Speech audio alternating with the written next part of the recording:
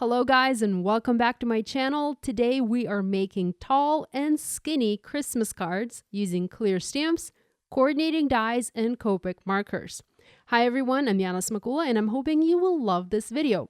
Now why tall and skinny cards specifically? Because why not? I've never really done non-traditional card sizes much. I did like 2 tall cards this summer for the first time ever. And I loved playing with all that new size.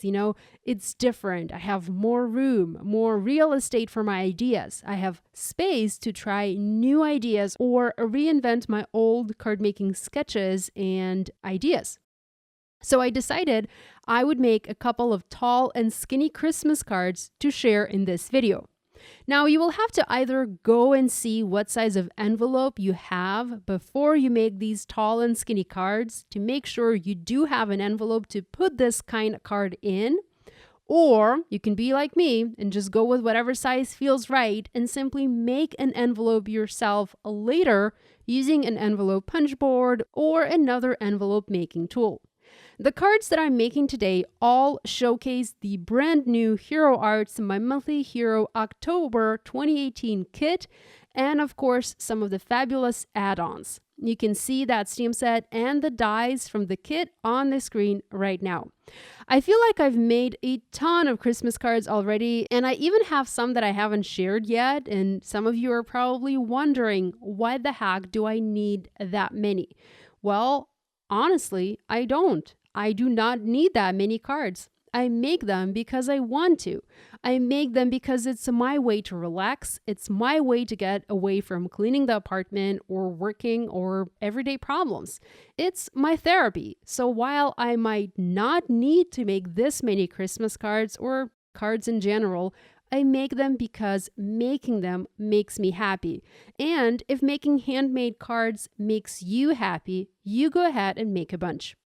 So all of my cards today feature a scene. I decided I would go with winter sky in the top portion of my card and a snowy hills kind of thing and a scene in the bottom portion. Here, I've already heat embossed a snowflake background in white embossing powder on light blue cardstock, and I used one of the background stamps that is an add-on this month. There's 2 background stamps with gorgeous snowflakes, and I do use both of them today for my projects.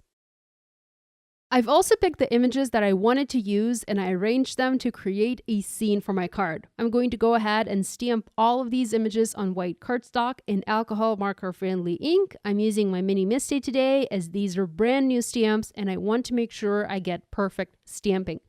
I will be coloring all of these using Copic markers, and my thing with Copics is to use a few colors, a few shades if possible.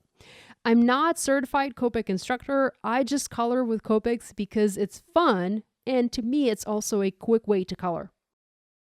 Now I'm also stamping the ice skating rink on one of my snowy hills, and I'll go ahead and color that directly on the hill. There's really no need to cut it out and adhere onto the card. I can just stamp it right there. I'm also stamping a Merry Christmas sentiment on the bottom hill, and I'm using black ink here. So this card, for the most part, except for that white heat embossed background, is created using the kit contents only. I always try to create and share at least one project using the things that come just in the kit, so that if you want to recreate my card, you just need to get the kit. And the kit actually has some snowflake stamps that you can use to heat emboss a similar background. It will just take you a little longer as you will need to do more stamping to fill the entire background, but it's totally doable. I moved into coloring here and I'm using G99, G94, and YG03 colors to color the Christmas tree. I'm coloring it with a light source in mind. I want to have a street light or a lamppost to the left of the tree so that the right-hand side of the tree is going to be the darkest and the right-hand side the lightest. This is the only tree or the only card today where I take the light source into consideration. The other trees and the other images on my other cards are all colored without taking the light source into consideration. And taking a light source into consideration when you color is not that hard. It just takes a little pre-planning before you color. So here I've cut these images out and I'm actually showing how the lamppost, once colored and lit, will affect the shading on the tree. It will illuminate that left-hand side of this image.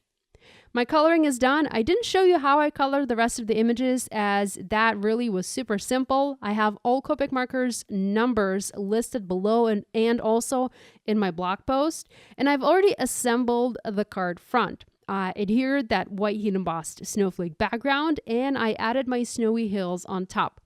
I'm going to use foam adhesive and glue to adhere everything in place, and I'm just playing with the image placement here for a little bit to make sure that I'm happy with how everything is situated on the card.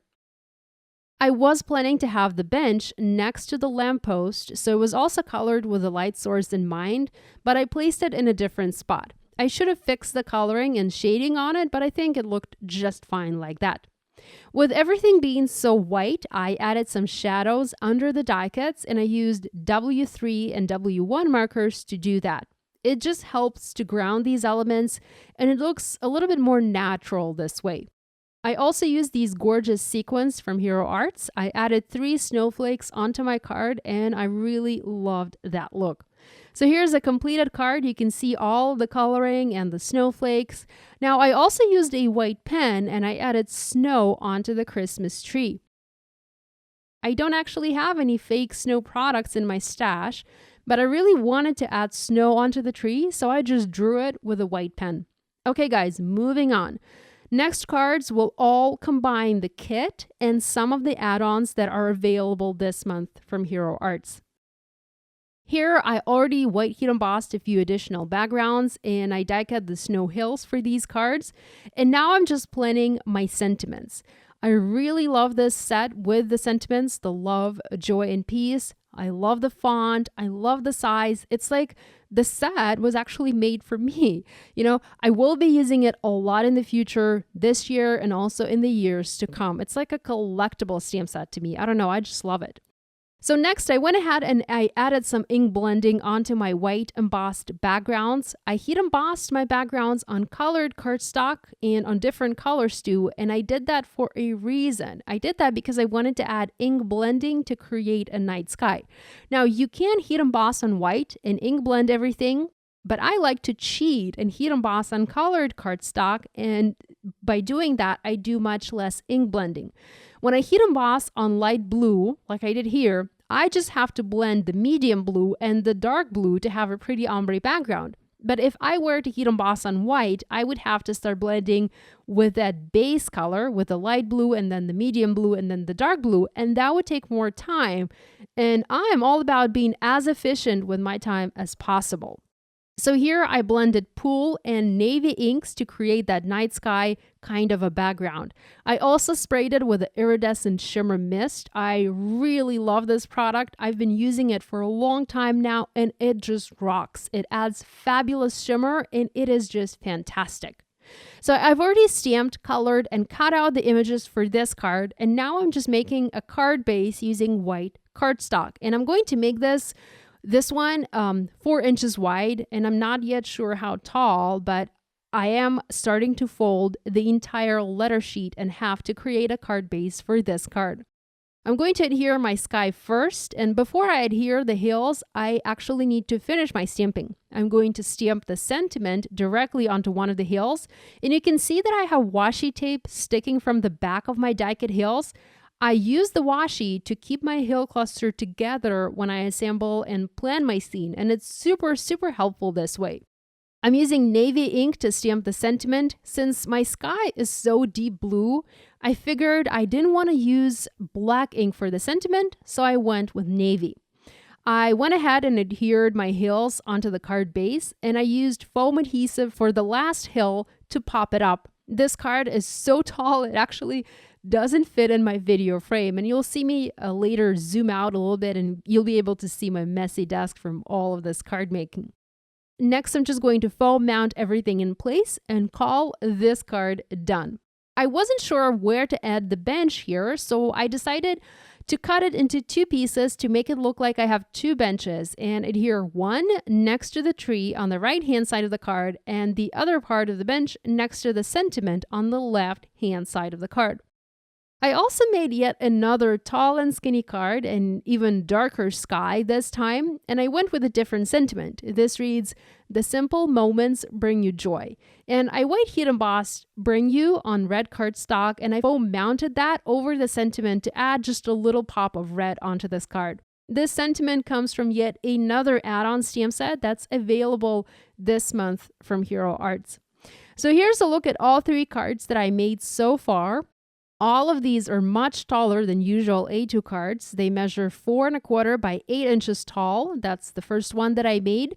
4 inches by 8 inches tall. That's the one with the joy to the world sentiment. And 3¾ by, again, 10 inches tall.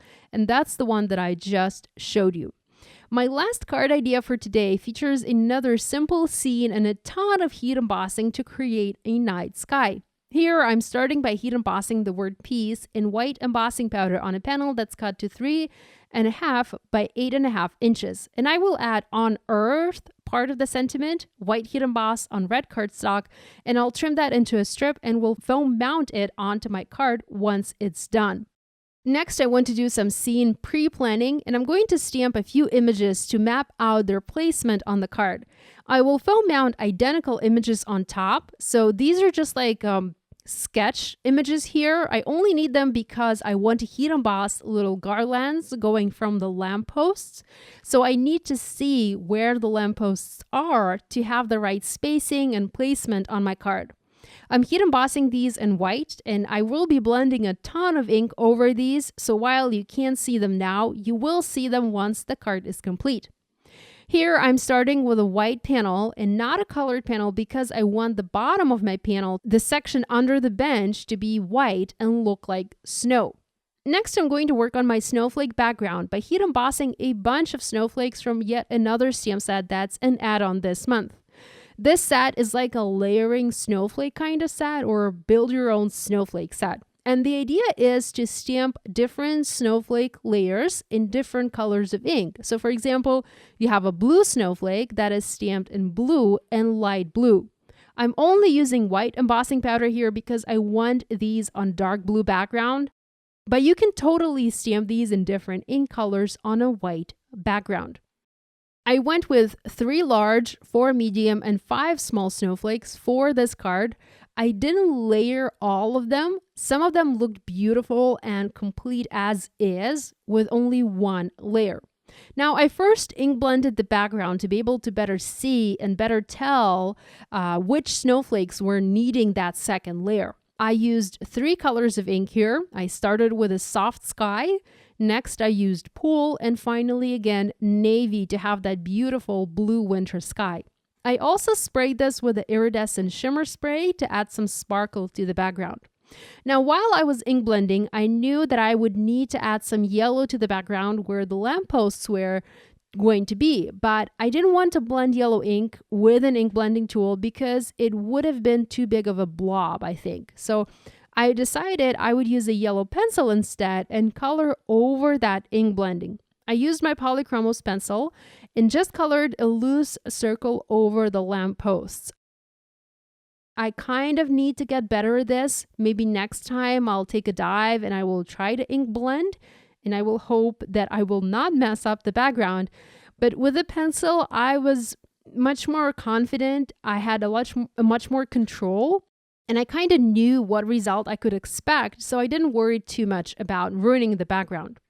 So here I went ahead and I added those second layers to some of the snowflakes and heat embossed those in place. I foam mounted the background onto a card base, and next I started foam mounting everything else in place. The little red sentiment strip, the bench, and the street lights. I also added a little mistletoe over the bench just to connect those 2 garland images together. So this is it. All 4 of my tall and skinny Christmas cards are done. Be sure to visit my blog for a full list of supplies used to make these cards, and join the Hero Arts blog hub for loads of additional inspiration. Thanks so much for watching. If you have any questions, guys, as always, please leave them in the comment section below, and be sure to subscribe to my YouTube channel if you haven't yet done so. Check that bell icon on the homepage of my channel to be notified every time I share a new video or post on my community page. Thanks for watching. I'll see you next time. And now I'm off to make more Christmas cards because that's what I love to do. Bye!